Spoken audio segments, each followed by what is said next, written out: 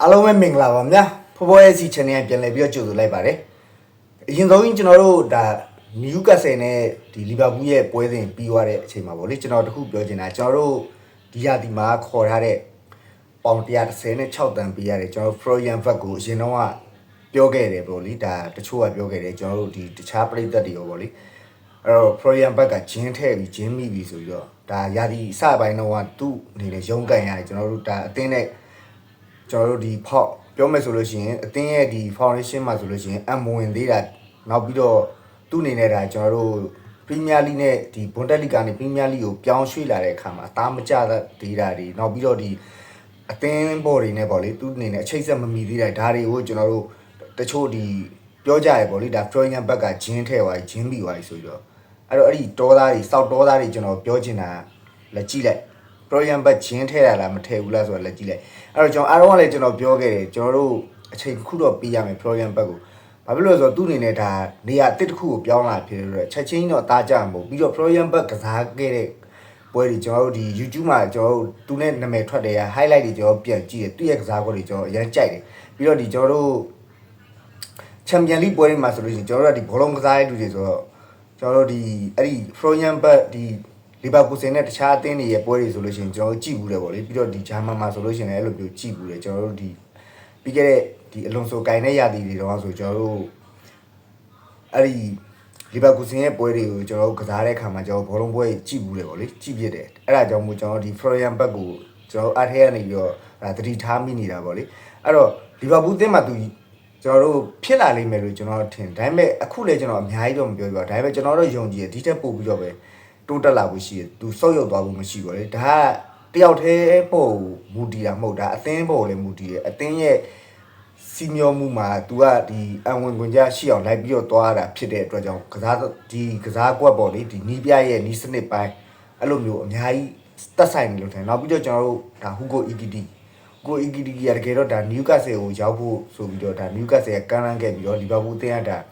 ကျွန်တော်လက်ဦးမှုရယူပြီးတော့ခေါ်ယူလိုက်တာပေါ့လေအဲ့တော့ကတော့ဒါအီဆက်ကိုနယူကာဆယ်ရောင်းမလို့မြောင်းလို့နဲ့အခုဒါနယူကာဆယ်နဲ့ပြန်တွေ့တဲ့အချိန်မှာသူ့ကိုဒါဒီနယူကာဆယ်နဲ့အသင်းမတိုင်ဘူးသတင်းတော့ကအင်တာဗျူးရဲ့ဒီနယူကာဆယ်ကိုမင်းအနေနဲ့ဒါ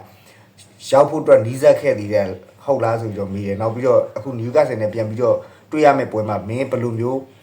ဖြစ်လဲဆိုပြီးတော့မေးတဲ့အခါမှာ तू ပြောခဲ့တာပေါ့လေဒါကိုအီဂီတီရဲ့ကျွန်တော်ကလက်ရှိလီဗာပူးကစားသမားပေါ့လေကျွန်တော်ငကိုတွေကလီဗာပူးကိုပဲဆုံးဟိုလာဖို့အတွက်ရွေးချယ်ထားပြီးဖြစ်လို့ကျွန်တော်အဲ့ဒါတွေကျွန်တော်ဘာတစ်ခုမှကျွန်တော်စိတ်ဝင်စားခဲ့ပြီပေါ့လေနောက်ပြီးတော့အခုကျွန်တော်လီဗာပူးအသင်းမှာကစားနေတာလီဗာပူးပြည်သက်တွေကျွန်တော်ကိုချစ်တယ်ကျွန်တော်အဲ့အတွက်ကျေနပ်တယ်ဆိုပြီးတော့ဒါ तू တင်းတော့ကိုဒါကျွန်တော်အင်တာဗျူးတစ်ခုမှပြောခဲ့တာလေကျွန်တော်တွေ့ရတယ်ပေါ့လေအဲ့တော့ Florian Vert ကိုဂျင်းထဲသွားပြီလို့ပြောတဲ့တောသားတွေအခုလာပြီးတော့ကြည့်လိုက် Florian Vert ဘယ်လိုမျိုးကစားနေလဲဆိုတော့ခင်ဗျားတို့တွေ့လိုက်တယ်ခင်ဗျားတို့မျိုးလုံးတွေတွေ့လိုက်เนาะအဲ့တော့ကျွန်တော်တို့ဒါညာတော့ဆိုလို့ရှိရင်ဒါလီဗာပူးအသင်းတကယ်ကျွန်တော်ကြိုက်တယ်ဗျာလီဗာပူးအသင်းကျွန်တော်တို့ဒီဘတ်တူဘတ်နိုင်ပွဲလည်းပြင်ရတယ်ပြီးတော့ပရီးမီးယားလိမှာဆိုလို့ရှိရင်၅ပွဲဆက်နိုင်ပွဲပျောက်ရနေတော့အခုလီဗာပူးအသင်းပြန်ပြီးတော့ပြောမယ်ဆိုလို့ရှိရင်ဒါနိုင်ပွဲပျောက်မှုဆုံးသက်ခဲ့ပြန်လာပြီလို့ကျွန်တော်မပြောချင်ဘူးဘာလို့လဲဆိုတော့နောက်မှလည်းဒါပွဲချက်အနေနဲ့မန်စီးတီးနဲ့တွေ့ရအောင်ဒါပေမဲ့အိမ်ကွင်းဖြစ်နေတဲ့အတွက်ကျွန်တော်တို့တခုတပန်းတာရပေါ့လေပရီးမီးယားလိမှာလည်းကျွန်တော်အိမ်ကွင်းစတိုက်ကန်ရတယ်နောက်ပြီးတော့ဒါချန်ပီယံလိမှာလည်းနောက်ဆုံးပွဲနေနဲ့သူများအသင်းတွေဒါဝင်းကွင်းနေမှာတော့ကန်ရတဲ့အချိန်မှာကျွန်တော်တို့အိမ်ကွင်းမှာကစားရတယ်ပေါ့လေအဲ့တော့ကျွန်တော်ဒီအပေါင်းလက္ခဏာဆောင်သွားရလို့ပြောလို့ရကစားသမားတွေလည်းဒီခီးမထွက်ရတဲ့အတွက်ပွဲပန်းမှုတံမခံစားရဘူးပေါ့လေနောက်ပြီးတော့ကျွန်တော်တို့အဲ့ဒီတုန်းကကစားခဲ့တဲ့အသင်းရတယ်ကွာတာဘတ်ဖြစ်နေတဲ့အတွက်ကျွန်တော်တက်တာပဲနိုင်ပွဲကိုရိုက်နိုင်ခဲ့တယ်အသေးတန်ကစားရမယ်ညာတော့ကလည်းကျွန်တော်တို့ဒါနယူကာဆယ်ကိုအပြတ်တောက်ချေမုံပလိုက်တာဗျာနယူကာဆယ်ဆိုတာဘာလဲနယူကာဆယ်ကိုအပြတ်တောက်ချေမုံပလိုက်အဲ့တော့ကျွန်တော်အဲ့လိုမျိုးကြည့်နေတာကျွန်တော်ဖြစ်စေချင်တာအဲ့လိုမျိုးမြန်မြန်ဆိုင်ဆိုင်ညာတော့အန်တိုနီဂေါ်ဒန်ဂိုးရင်သွင်းသွားတယ်နော်ကျွန်တော်ဒါတိတ်ပြီးတော့စိတ်မဘာလို့လဲဆိုတော့လီဗာပူးအသင်းဂိုးပြန်ရလိမ့်မယ်လို့ကျွန်တော်တို့မျှော်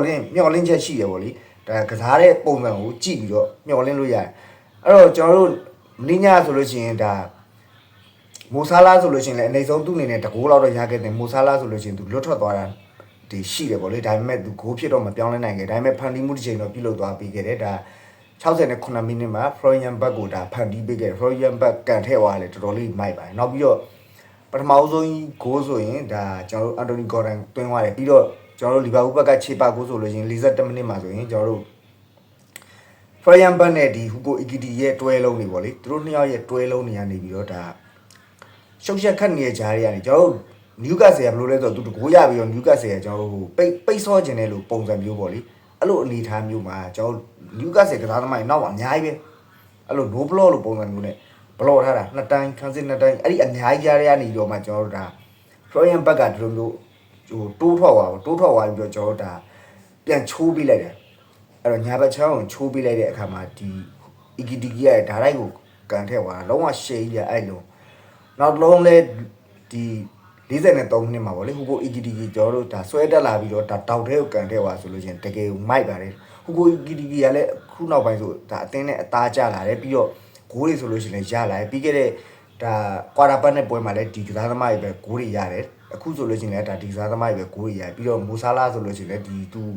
Egypt ပွဲရနေတော့ဒီ Egypt အသင်းနဲ့ပေါ့လေတော့ပူပေါင်းပြန်လာပြီးတဲ့အာဖရိကပွဲရနေပြန်လာပြီးတဲ့သူ့အနေနဲ့ဒါအသင်းနဲ့ကျွန်တော်တို့အရင်လိုမဟုတ်ပဲနဲ့အဝင်ဝင်ကြရှိလာတာကိုကျွန်တော်တို့တဖြည်းဖြည်းနဲ့တွေ့နေရအရင်တော့ဆိုလို့ရှိရင်မိုဆာလာသူတယောက်တည်းလို့ကစားနေတာပေါ့လေအဲ့ညာတောင်းမှာဆိုလို့ရှိရင်သူတယောက်တည်းလို့ပုံစံမျိုးကြီးကစားနေတာဖြစ်ပြီးတော့အသင်းနဲ့အချိတ်ဆက်မမိဘူးပေါ့လေသူတယောက်တည်းလို့ကစားတယ်ပြီးတော့ကျွန်တော်တို့ဘောလုံးပေးပို့မှုတွေဆိုလို့ရှိရင်သူမရတော့မှကျွန်တော်တို့တင်ပေးတာတွေပါပြီးတော့သူကန်ထုတ်လိုက်တာတွေအဲ့လိုမျိုးတွေရှိတယ်တကူကောင်းဆန်တာတွေရှိရပေါ့လေအခုဆိုမိုဆာလာအနေနဲ့ကျွန်တော်အသင်းနဲ့အဝင်ကြရှိလာတာကိုကျွန်တော်တို့တွေ့ရတယ်တဖြည်းဖြည်းနဲ့ပေါ့လေ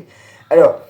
Hugo Ekitike ဆိုလို့ရှိရင်လည်းအခုဆိုရင်တဖြည်းဖြည်းနဲ့ဒါ Premier League မှာဆိုလို့ရှိရင်ကျွန်တော်ဒီယာဒီမှာခေါ်ရတဲ့တိုက်စစ်မှုတွေထဲမှာဆိုလို့ရှိရင်သူ့တွင်ကိုကဒါ10ဂိုးလားမသိကျွန်တော်မှတ်မိတော့10ဂိုးဒါဖန်တီးမှု3ချိန်လားမသိရှိပြီပေါ့လေအဲကျွန်တော်ပြောမှားရင်လည်းမှားလိမ့်မယ်ကျွန်တော်မှတ်မိတော့ကျွန်တော်ပြောတာပေါ့လေအဲ့တော့တဖြည်းဖြည်းနဲ့တော့ကျွန်တော်တို့အစင်တော့ပြည်လိုက်ဒါပေမဲ့ညတော့ Hugo Ekitike ဒီ40နဲ့84မိနစ်မှာလူစားလဲတဲ့အခါမှာတော့ကျွန်တော်တို့ဒီသူဒဏ်ရာရသွားတယ်လို့တော့ဟိုတန်ရနည်းနည်းပေါ့လေယာဝါးရလို့တော့ထင်တယ်ဒါပေမဲ့ဘာမှတော့ကျွန်တော်သတင်းတွေတော့မသိရသေးဘူးပေါ့လေအဲ့တော့မရပါစေနဲ့လို့ပဲဆူတောင်းပါတယ်အဲ့တော့ကျွန်တော်ပြောချင်တာပေါ့လေဒီလိုပုံစံမျိုးနဲ့ပဲကစားကျွန်တော်တို့လီဗာပူးအသင်းကကျွန်တော်တို့ဒီရှေ့ကိုပြောမယ်ဆိုလို့ရှိရင်တိုးတက်ဖို့ပဲရှိတယ်ဒီလိုပုံစံမျိုးနဲ့ပဲကစားမြန်မြန်ဆန်ဆန်နဲ့ဗျာကျွန်တော်တို့ကစားသမားတီရဲ့ဒ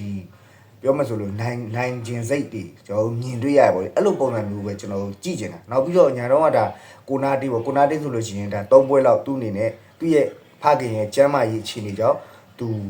နားခဲ့ရတယ်ပေါ့လေဒါမပါဝင်နိုင်ခဲ့ဘူးဒီနေ့မှဆိုလို့ရှိရင်သူပြန်ပြီးတော့ကစားလာတဲ့အခါမှာသူဂိုးသွင်းနိုင်ခဲ့တယ်ဒါတောက်ကံဘောကနေတော့ဂိုးသမားလက်တွေကပြန်လွတ်ကျလာတဲ့အလုံးကိုကျွန်တော်တို့သူသွင်